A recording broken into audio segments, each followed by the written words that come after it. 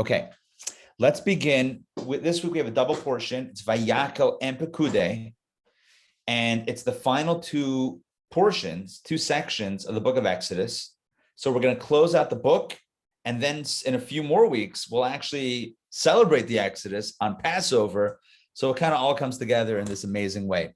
But first, a note about Vayakhel and Pekudei. As you know, the name of a thing is highly significant.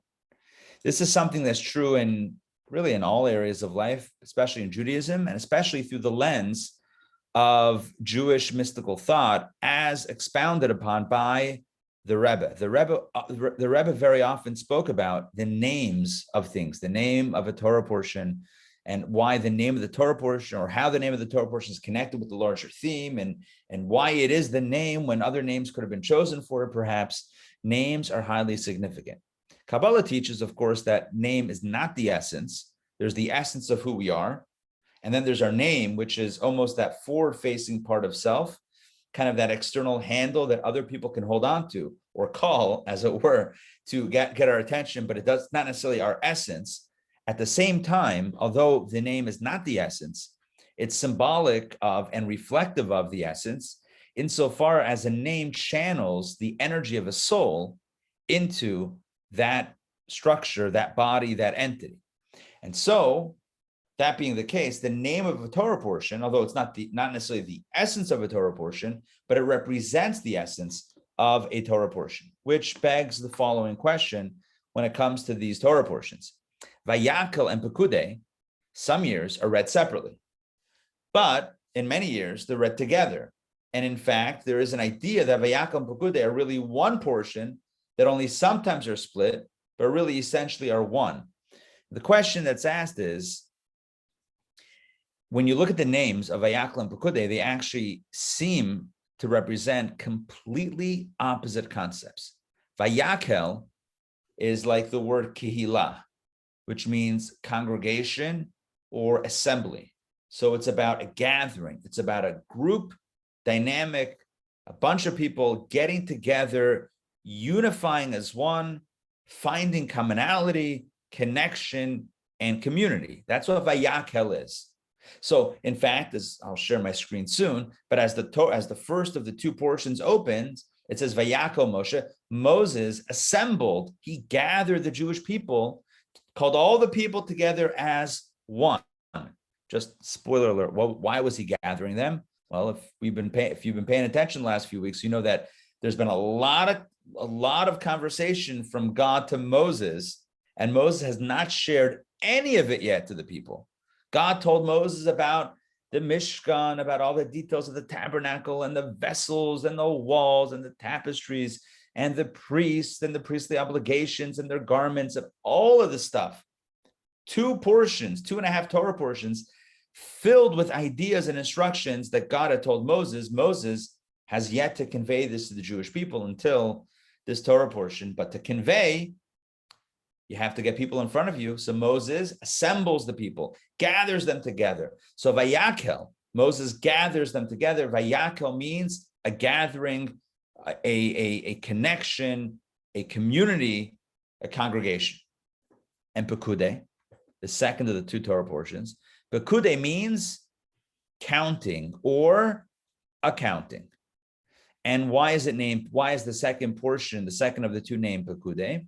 Well, it's where there's an audit done of all of the items that were donated to the Mishkan. Let me just explain for a second. I'm giving an overview just to explain the names and the contradiction, and then share with you an idea. But here's the core of the second of the 2 Torah portions. Moses will have, as we'll read soon, he's going to convey the message to the people about the donations. The people will donate in an incredible fashion. And then the question is, all right, you got a lot of gold, you got a lot of silver, you have a lot of copper, a lot of wool and colored wool and animal skins, etc. So what happened to all the stuff? What'd you do with it? All right, you got an X amount of gold. Where'd it go? Moses, throughout this entire construction, building, tabernacle project, was 100% transparent. I'm going to pick up on this theme in a few days about the transparency of Moses' custodianship of the funds, of the donations of the people, and the incredible message that has for us. But, and here's the point, Pekudei means the counting or accounting of every single donation that came in to the Tabernacle project, what it was and where it went to. Tracking everything, tracking inventory, tracking the donations, complete transparency. So the Rebbe says there seems to be a contradiction. Vayakhel means gathering as one. Pekudei means counting each thing individually. Do you feel the different energy? One is about oneness, collapsing distinction, and the other one is about focusing on distinction. Every ounce of gold and every ounce of silver and copper, etc. How much came in? What was it used for? It's a very detailed audit. So are we looking at the general or collective, or are we looking at the details? To put in other terms, are we valuable insofar as we band together as one, or do we possess unique and individual value? And of course, you know the answer. The answer is yes. Yes, both are true. We have value independent of anyone else. Each one of us has infinite value. Each of us, like Pekudei, each of us counts and is accounted for. Each ounce of gold, of silver, of copper, of wool, etc. Every single donation mattered. Each one of us matter. Each one of us has our own individual and unique talents and gifts, and we're meant to utilize it in our own unique way. At the same time, there's value in kehillah. There's value in a congregation, in an assembly, in a group dynamic, in a group that gets together. So which is more precious? Vayakhel and Pekudei. But it's more than that. You see, it's not just that the Torah, by co-joining these phrases together, Vayakhel, Pekudei, the value of the group, the value of the one, it's not just telling us about both values. It's also telling us about the unique nature and responsibility of each of those two parties. You see, the responsibility of a group is to never erase the individuality of the individuals. Are you with me on that? It's a responsibility, and I use the word responsibility very intentionally. It's a responsibility of the group to maintain the individual's dignity and his or her individualism. How many times have we seen throughout history that in order to join the group and in order to live up to that group's ethos and ideals, you had to sacrifice who you were. You were told you couldn't be who you were because of the greater good. Think about it. Communism, socialism, think about other, right? Without naming every country in the world, which we basically could, every country has had moments in its history in which people were called upon to band together. And typically, historically, oftentimes it doesn't end well. Even when there's a populist revolution, it oftentimes ends in the same type of totalitarianism that it was before, just with different characters, right? Like the Animal Farm reference that I like to make. You've heard me make it 1,000 times, right? Uprising against the humans, against the farmers, right? Everyone is equal. However, some are more equal than others. But in order to maintain that power and control, so then you don't want anybody flexing their individuality. You want everybody staying group first, the individual second. In fact, one of our lessons, if you recall, in Judaism's Gifts to the World, which is one of our last JLI classes that we did in person before Corona. So if you recall then, one of the lessons was all about human dignity and individuality, and how in ancient societies, in the most famous ancient societies, individuals were quite literally sacrificed on the altar of community, told that, well, if we need you, we're going to use your body, we're going to use your life because we need to. So that's just the way it is. So without getting, into all of those details, here's the point. Not only is there a value in both community and individuality, but there's also a responsibility from one to the other. So in the community, when we create community, we have to make sure that it doesn't come at the expense of the individual. On a more, maybe a practical note, you create a school, right? School is for which kids? For all the kids of the community. Great. But if it's for all the kids, make sure that it's for every kid individually. Even as it's for all the kids, make sure that it speaks to each individual child, that no one is getting left behind.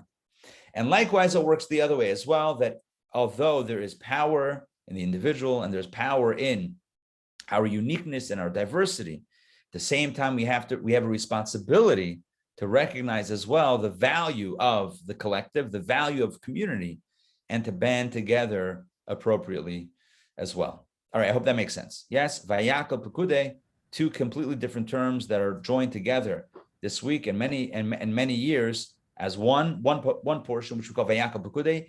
They represent different themes, and the message is each one is valuable, and they're meant to complement and feed off of each other. Donna.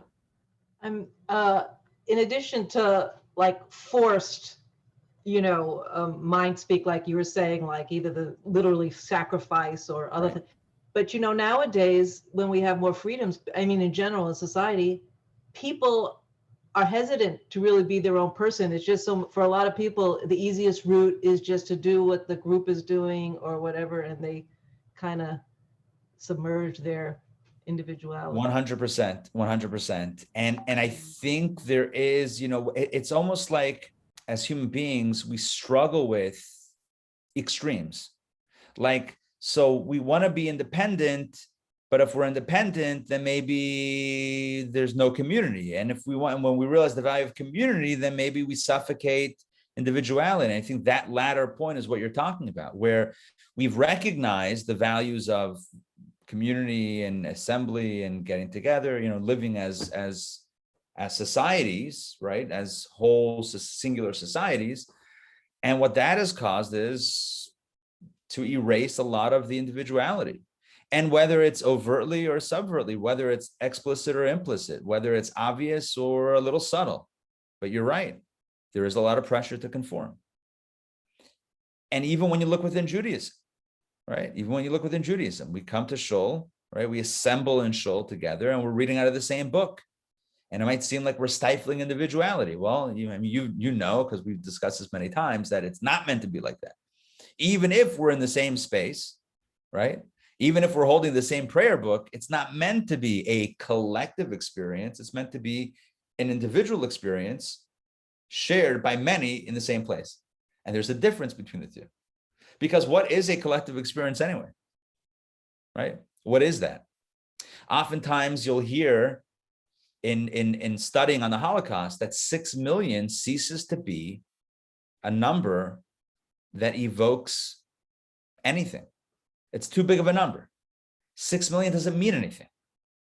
So what is significant, what is meaningful, what is impactful, it's not 6 million, but it's one person. It's one person, a father, a mother, a sister, a brother, right? A child. It's one person, a whole life, a full whole life with a story that was erased 6 million times. There's a difference. It's one life again and again and again and again and again 6 million times, as opposed to this monolithic figure of 6 million that again just doesn't, it's too big almost to really be evocative, right? To really be to really be expressive of the extent of the horrors. But the short answer is I agree with you 100%. And it's a challenge, even as we recognize the value in community, society, etc., on many different levels, physically, spiritually, economically, how to maintain that individuality. And the Torah encourages us.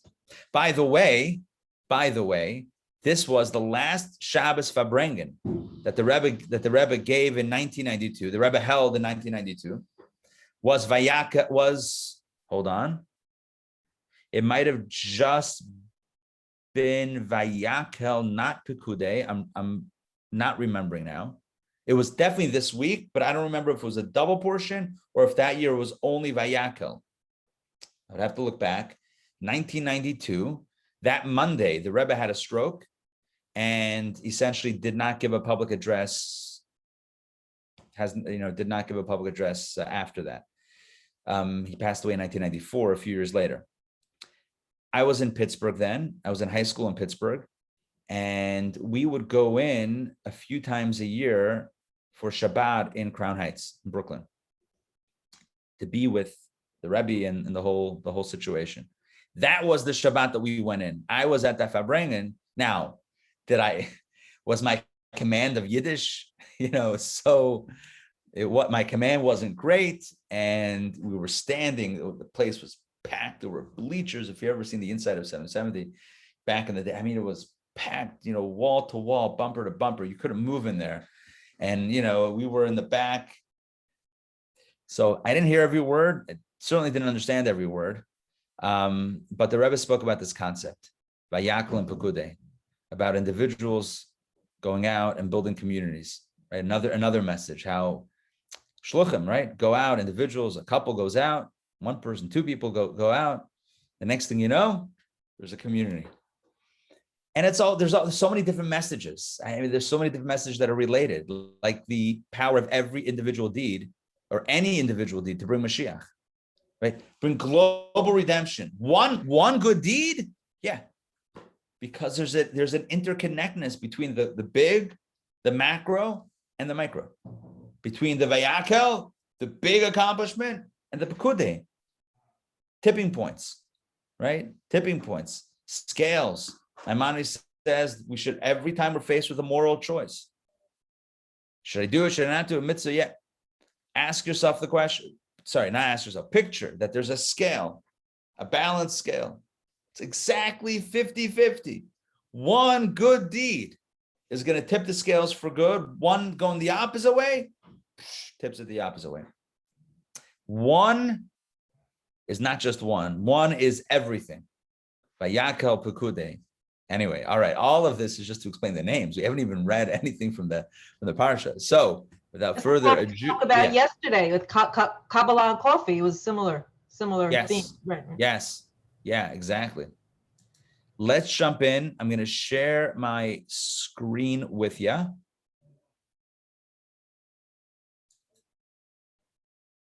think that's correct. Can you see that? Awesome. Awesome sauce. Here we go. This is the beginning of Vayakhel Pekudei, chapter 35 of Exodus. We're nearing the end. We're nearing the end of the book. Here we go. Moses has a lot to tell the people. Moses called the whole community of the children of Israel to assemble. Vayakhel. You see in English, Vayakhel gets translated all the way at the end, right? In the Hebrew, Vayakhel is the first word. Vayakhel Moshe. Oh, because you put the verb before the noun oftentimes, or before the subject. Like in Hebrew, it's Vayakhel Moshe, which literally translated means, and he gathered Moses. Not someone else gathered Moses, but and he gathered, and who's the he? Moses. Oh, and who did he gather? The entire nation. So in Hebrew, it's written in a little bit of a different syntax order than in English. Nonetheless, so Moses assembles the entire nation. Let's get back inside. And he said to them, these are the things that the Lord commanded to make. This is what God said. Oh, but before that, before I tell you what to do, I need to tell you when not to do it. 6 days a week, work may be done, but on the seventh day, even though you're building a home for God, still on the seventh day, you shall have sanctity, a day of complete rest to the Lord.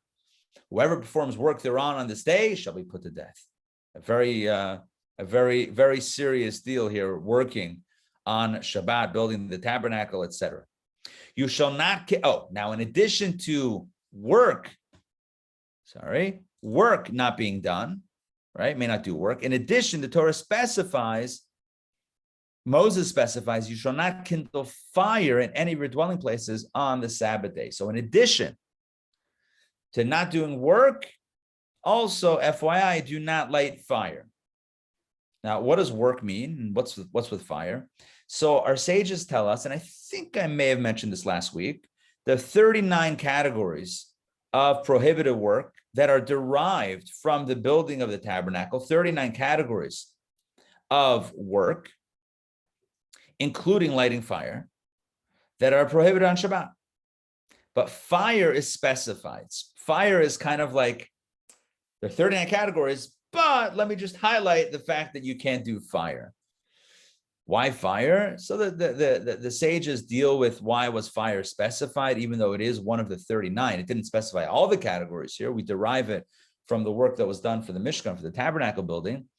Fire was needed to like melt, if you're melting metals down, if you get a bunch of gold and you need to melt it down, right? You need to work with materials, shape it, whatever, you need fire. So fire was I'm just explaining how fire was utilized in the building of the Mishkan. You could not have built that tabernacle without fire. It wasn't a cold building. I mean, you can brew coffee cold, I understand. I don't drink coffee, but I understand you can do cold brew coffee. You can't do a cold metal working. It just doesn't, I don't believe that works. So what's the point? That fire is one of the categories, yet it's blown, it's pulled out of the general context. Spiritually, we can say that really the whole point is about kindling fire. Now, not to do it on Shabbat, but really the whole point of this work is about kindling fire, about illuminating the world, warming up the world, making it a brighter and warmer place, a more holy place. So that's fire. Now, in this case, it's not kindling fire on Shabbat. All right, maybe the message there is that on Shabbat, it's already holy, it's already pure, it's already elevated. On Shabbat, the world is elevated, so no need to create our own fires. We just enjoy the fire that God creates. By the way, that's one of the reasons why the first thing after Shabbat we do, the Havdalah, includes fire, right? We say a blessing over the fire, over the flame. The idea of we say a blessing over a cup of wine, over some spices that we smell, and over fire. When we thank God for giving us fire and the ability to create fire on our own. But on Shabbat, we don't need to create fire because fire symbolically is given to us. Let's continue back inside. But again, it's important to note that even before Moses says what to do, he contextualizes it. It says 6 days, yes, seventh day, day of rest. Let's continue. Let's get into the actual command. And Moses spoke to the entire community of the children of Israel, saying, this is the word that the Lord has commanded to say. This is what God told me to tell you. Take from yourselves an offering to the Lord, a donation. Every generous-hearted person shall bring it, namely the Lord's offering, which consists of, as you know by now, gold, silver, and copper for the metals, blue, purple, and crimson wool, and linen and goat hair, and ram's skins dyed red, tachash skins, that miraculous multicolored unicorn. I'm just saying unicorn because I can't not. That multicolored animal, right? And acacia wood. All of these are items that we spoke about at length in the previous portions. And don't forget, there's more oil for lighting and spices for the anointing oil and for the incense. Remember, we talked about the anointing oil that was made with spices and also the incense that was made with spices. And don't forget about the gemstones, right? We need shoham stones and we need filling stones for the ephod and for the choshen, right? The shoulder straps, the breastplate. And we need people. We need a donation of volunteers to make all this stuff. We need the stuff, but we need the people to make the stuff. And every wise-hearted person among you shall come and make everything the Lord has commanded. And what did God command to make? Well, let's go through the items. The Mishkan, right? That's the general word, the tabernacle. But it's tent and it's covered. That's that inner building. Its clasps and its planks, its bars, its pillars, its sockets, the ark and its poles, the ark cover, right? That with the cherubs, with the cherubim, the angels, and the screening dividing curtain, within that building between the Holy and the Holy of Holies. The table, the showbread table and its poles and all its implements, and the showbread, and the menorah for lighting and its implements and its lamps and the oil for lighting, and the altar for incense and its poles, and the anointing oil and the incense and the screen of the entrance for the entrance of the Mishkan.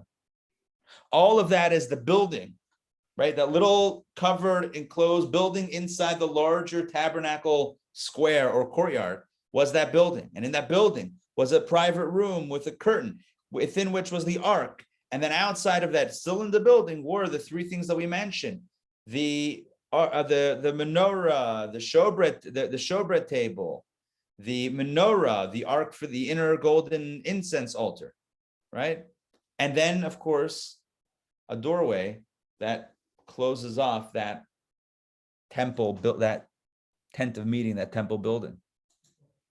And then outside in the courtyard, well, we have another altar, the altar for the burnt offering, its copper grating, its poles and its implements, and, as you remember, the washstand in its base. And then the perimeter of the whole thing, the hangings of the courtyard, right? The wall coverings, its pillars, its sockets, and the screen of the gate of the courtyard, and the pegs of the Mishkan, the pegs of the courtyard, and the ropes to make sure that nothing falls down. And what about the clothing? Don't forget about the clothing that the priests have to wear, the meshwork garments to serve in the holy garments for Aaron, the Kohen Gadol, and the garments of his sons in which to serve as Kohanim.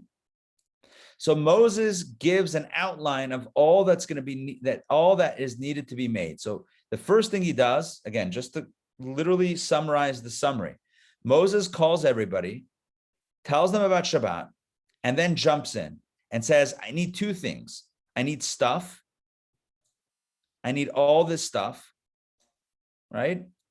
1, 2, 3, 4, 5. I need 5 verses worth of materials for donation. And then I need people who can build it. And what are they building? All the stuff that we read about previously, all this stuff.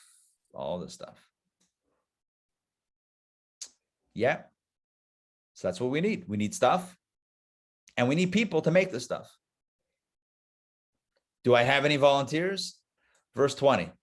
The entire community departed from before Moses. They were excited.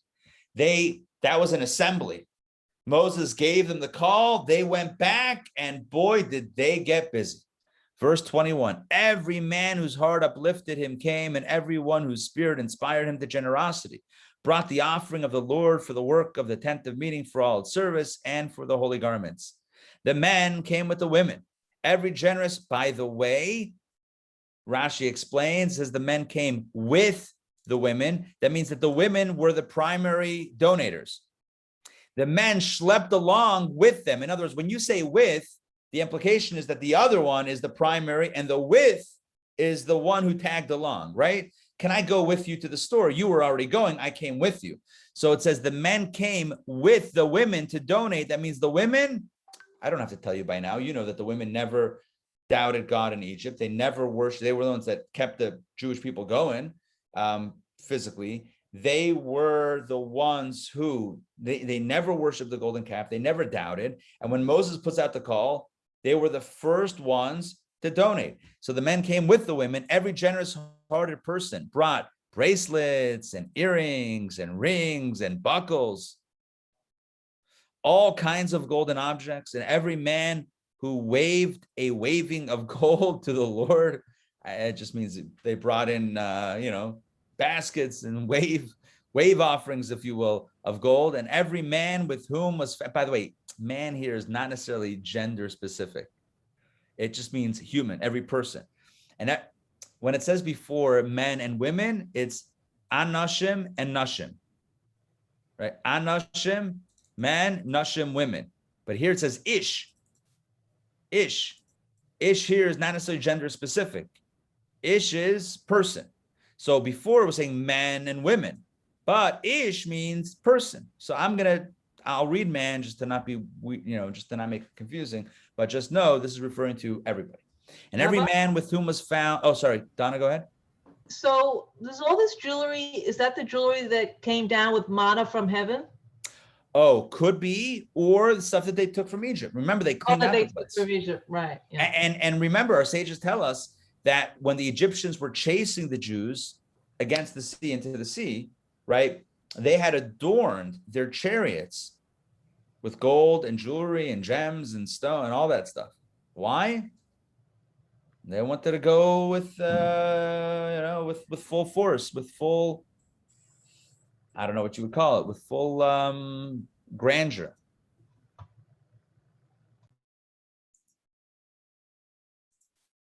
Just seeing how we should adjust the view here. All right, yeah. So I can't say specifically which stuff they brought, but they brought stuff. Let's continue. And every man with whom was found blue, purple, or crimson wool, linen, goat hair, ram skin dyed red, or tachash skins brought them. I don't know who had ram skins dyed red, just hanging out. I don't know when I'm gonna need it or why I need it, but I have it just in case. Oh my gosh, Moses asked for it. I think it means kind of like they made it happen, right? Not necessarily that they just brought their stash from the garage, but they prepared it. They brought it. Everyone who set aside an offering of silver or copper brought the offering for the Lord, and everyone with whom acacia wood was found for any service for any work of the service brought it. And every wise-hearted woman, specifically mentions the women, spun with her hands, and they brought spun material, blue, purple, and crimson wool and linen. This is something that the Torah specifies that the women did exclusively. The men that were not involved in the making of the threads for the curtains. The women spun. Oh, let's do the next one. Verse 26. And all the women whose hearts uplifted them with wisdom spun the goat hair into threads, yarn, whatever. I don't know. I'm not a weaver or a sewer or whatever it's called. I don't know all the business, the shop talk. But they made it from wool or goat hair, from wool into something usable. But I have to tell you that that's not actually what the verse says. The verse doesn't say that they spun the goat hair. It says that they spun the goats. Tavu esa izim, they spun the goats, not the goat hair. Which leads our sages to tell us something absolutely remarkable. I'm going to show you Rashi on this because it is mind-blowing. Take a look.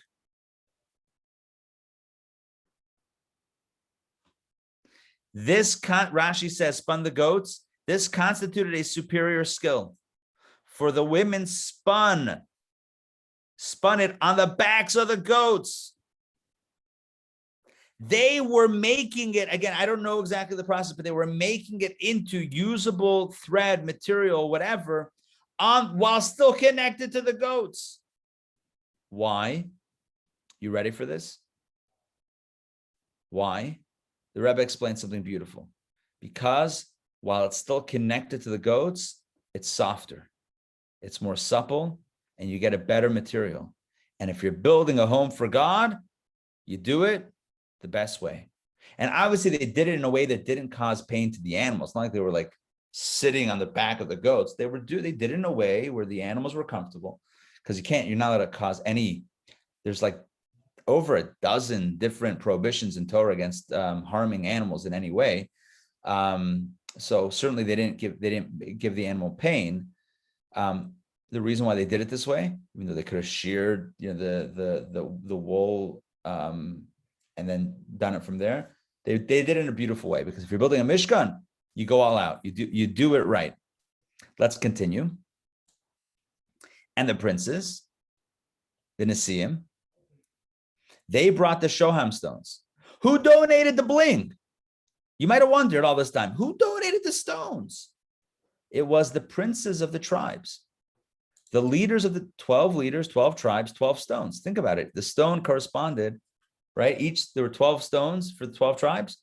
So who more apropos than to bring the stones than the princes? So they brought the Shoham stones and the filling stones for the ephod and the choshen, and the spice and the oil for lighting and for the anointing oil and for the incense. Everything was donated. Every man and woman whose heart inspired them to generosity, to bring for all the work that the Lord had commanded to make through Moses, the children of Israel. That's a long part of the sentence. Everyone whose heart inspired them to generosity did what? Brought a gift for the Lord. So everyone who was moved by the call, what they do? They brought a gift for the Lord and they donated all these items. Notice it says the princes brought the shoham stones. In Hebrew, it's Vahanasim. But Vahanasim is written with a missing letter Yud. And the commentaries, let's see if Rashi, I believe Rashi cites it. Let's see if it is indeed in Rashi. Rashi tells us that this is a way of subtly rebuking the princes. It's a rebuke. They did the wrong thing. What does that mean? Rabbi Nathan said, what prompted the princes to donate for the dedication of the altar first, while in contrast, they did not donate first for the work of the Mishkan? Don't worry about the question. Why did the princes donate last? If you notice, all of the things in the discussion of this Torah reading, everything was donated, and all the way at the end, it says, oh, and the princes brought the shoham stones. Why did they donate last? You ready for this? This is what they said. Let the community donate what they will donate, and whatever's missing will complete. In other words, the princes, they didn't step up as the first ones. They said, look, let everyone bring what they bring, and when there's a shortfall, we'll come and fill it up. Since the community completed everything, as it says, and the work was sufficient, it backfired. That was their plan was, again, Rashi's telling you what the plan was. The plan of the Nasim, the plan of the princes was, let everyone donate what they donate, and when there's a nice big shortfall, they'll be the heroes to rescue the project. The problem for them was that everybody donated everything. So the princes said, so what are we to do? So they brought the shoham stones. Now, therefore, later on, when it came to the actual dedication of the altar, they were the ones that brought first. But that's later on in Torah. That's not relevant right now. But here's what's relevant. Since at first they were lazy, that's why a letter is missing from their name, and Vanasim is written instead of Nasim with an additional Yud. Basically, there's a letter Yud missing from their name, and the reason is because they didn't do right. They were supposed to have given first, or they were supposed to give with alacrity and not be the ones to give at the end. I'm going to get back to this in a second. Oh, no. I'm sorry. We finished the reading, so let me get to it right now. So what were they thinking, and where did they go wrong? Let me stop sharing so I can see everybody. What were they thinking? They were thinking, there's no way, such a big project, there's no way the people, the general populace, is going to come up with all the material. So let everyone give. We're not committing yet what we're going to give, and when everything's done, we'll step in and save the day. Well, backfired. Everyone brought. So they were left with the stones, which, by the way, is no small potatoes, right? It's precious stones or whatever it was, semi-precious stones that they donated. Certainly was a beautiful thing. But because of that, a letter is taken away from their name to show, again, subtly. You would never notice it if you didn't notice it. But if you notice it, you're like, why is your letter missing? God took away a letter to indicate subtly a little rebuke. They didn't do it right. So the Rebbe asked the question, what did they do wrong? They had a good thought. They had a good intention. Their intention was to make up a shortfall. They were prepared to give tons of donations, ton of money. Didn't work out, but they were prepared. So what was wrong? I mean, isn't finishing the job, isn't that commendable? It is. But the Rebbe says, if you're a leader, then the greatest leadership that you can show is leading at the front, is leading the charge. Don't be a leader from the back. Don't be someone who says, when you guys drop the ball, then I'll pick up the slack. That's not leadership. That's a hero. What's the word I'm looking for? A hero, not condition, a hero like a Napoleon complex. That's a hero complex. A hero complex is let everyone do it. They'll fall short. We'll swoop in, rescue the day, and we'll be famous. And God says, you want to be famous? You want to be a hero? You want to be a leader? To be a leader is you give, you lead by example. We just got the call from God through Moses to build God's building. The next minute we're showing up with stuff. So the Rebbe says they had a good intention, but that's not what leadership is. And the message for us is not to judge them. It's not about them. It's about us, right? When we see a need, we shouldn't wait to the end. We should jump in right away and we should take charge, because that's what leadership is all about. All right, that's it for today. Questions, Rabbi, comments? The people of the children of Israel, in a sense, redeemed themselves, right? In God's eyes. 1,000, I know you can't go more than 100%, but 100%. In fact, the commentaries point out that if you look at the Torah portions, God can go through the last 3-4 weeks. God commands the Mishkan, sit in the golden calf, and we build the Mishkan.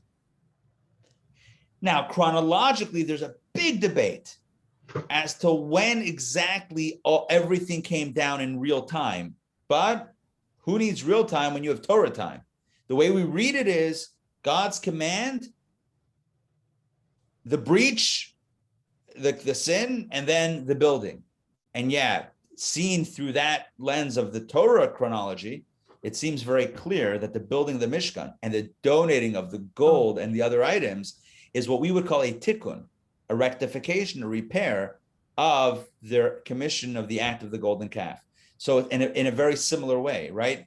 So it's about worship, it's about donating, it's about contributing to a cause, rallying together. In other words, instead of channeling all of that energy sideways, channel it in the service of Hashem. That's the ultimate tikkun. The ultimate tikkun, the ultimate repair is, it's not doing it again. The ultimate repair is to fix it where it's broken, right? If the problem was that they donated gold to foreign worship, all right, well, the repair is donate gold to God's worship. That's literally the tikkun, right? If something breaks, you don't fix it somewhere else. You fix it where it's broken. So if you want to fix the sin of the golden calf, you fix it right there in that broken spot. Gold, donations, rallying together, all of that come together, plus some more items, silver, copper, etc. Yeah, very, very accurate. All right. Good. Sandrine, Matt, Donna, it's great to see you all. Have a wonderful day. Don't forget tonight, part 2 of Kabbalah of the Future. Rabbi Crisp is broadcasting from the future. No, he's going to be speaking about the body 2.0, and it is going to be an incredible evening. So if you joined us last week, join us again. If you haven't yet joined us, consider it. You're going to love it. All right. We'll see you all. Have a wonderful day. I have some good news. Rabbi Meyer Friedman and Shani had a baby boy. I saw that. I saw that on Facebook. I liked it. Oh, Facebook already. Wow. Posted already. It's everyone's quick in the draw, which is good. Yeah, it's really we need good news. He said the boys are catching up with the girls, so yeah. Anyway, good. Should be only simchas for all of us. All right, we'll see you all soon. Take care. One more thing. I mentioned it to Donna before, but the plan is, and moving full steam ahead, actively planning. We are planning and doing a lot of things after Passover in person, including save the date. It's unofficial. It's not official yet, but save the date. April 16th, Friday night, Shabbat under the stars. Shabbat under the stars, Shabbat dinner in April. April, okay. That's it. Nice. Cancel all other plans. I'm kidding. All right. First, all right, we have see you all. Have a wonderful day. DPP 1 year anniversary. I know. Celebration. Yeah, it's coming up. It's coming up. Yeah. So on YouTube, it puts there's a subtitle, but the caption. Yeah. When you talk, so it says daily power show. So I thought it could be a good name. Nice. The Para Show. The Para Show. Nice. Daily Power Parachute, right? Just in case you find yourself and you need to come down a little bit. Yeah, I didn't know that I guess they auto caption it. It's yes. auto. Okay. Yes. That's cool. Uh-huh. Yeah, but there's no way they're gonna. Well, yeah, the Hebrew is gonna throw them off I every mean, time. sometimes, most of the time, it's pretty accurate. Yeah? But, yeah. I'll try to speak more clearly for them. I'm kidding. Anyway, all right. We'll see you all. Have a wonderful day. Thanks for the heads up. I'll check Thank it out. you. All Shavua right. Tov. See you.